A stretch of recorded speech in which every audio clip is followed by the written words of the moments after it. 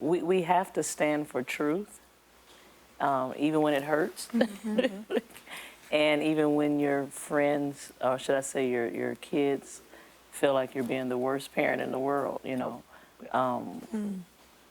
You know, it's so important that you understand that being the parent will mean a lot of times you're not their best friend in their, as far as what they feel. Right. You know. CeCe. But, and yeah, so it's just, I found with my children, communication is really huge. Yeah.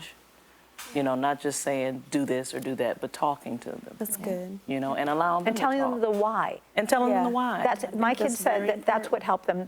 We always told them the why. So good. You know, like you don't want to do this because this is what will be on the other side. Could happen, yeah. And just talking to them, you know, and allowing the Holy Spirit again. We can't do any of this without the Holy Spirit. And I think one of my biggest mistakes, though, as a parent, even though I only had two, call them Alpha and Omega, is that sometimes we think because we were raised a certain way, it's going to work with your children. Yeah. And that is not the case. Yeah. And that's why we really do need the Holy Spirit. Even if you know, the same kids raised by the same parents, they're all different. Yeah. And so you really have to have the wisdom for this child and the wisdom for this child, because what this child can take, the other one can't. Right. You know, and I didn't really realize that when I was raising mine. Yeah. And so I think that's so important that you really just ask the Holy Spirit for every situation, because every situation is different. Yeah. And the Holy Spirit knows what they're going through. It might seem really crazy and ludicrous to us and off, and how could you think that way? Yeah. But they're individual, and they're going through their own battles. That's so good. You know, so don't just write them off. Yeah, They're in a fight. exactly. Yeah. They're in a fight. But the Holy Spirit knows exactly what they need. Yeah. And so some things you know, sometimes I had to be quiet when I really wanted to say something. Yeah.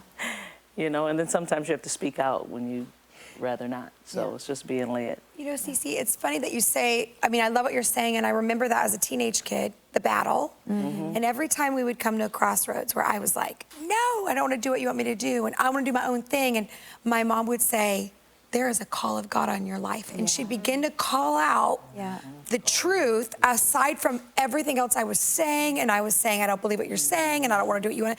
And she would begin to speak to the Spirit. And so she was almost like ignoring the crazy, ridiculous person that I was being as a teenage girl. And she was like, there's a call in your life, and there's a war right now. And she would say, there's a battle right now over your life. And I remember being like, don't you do that to me. Like I could feel it, like you're not going to talk to my spirit, because I wanted to, but she would remind me that she saw me more than what how I was reacting. And now I'm starting to do it to my own kids. Sometimes I do it to my husband. But still, that sense of like, you have to speak to the Spirit in them. Because if you parent them by what you see, you're like, this is going to be a disaster. That's so funny. Hi everybody, I hope you enjoyed this video. Subscribe today and you'll never miss a new upload. Thanks for being a part of our Better Together community.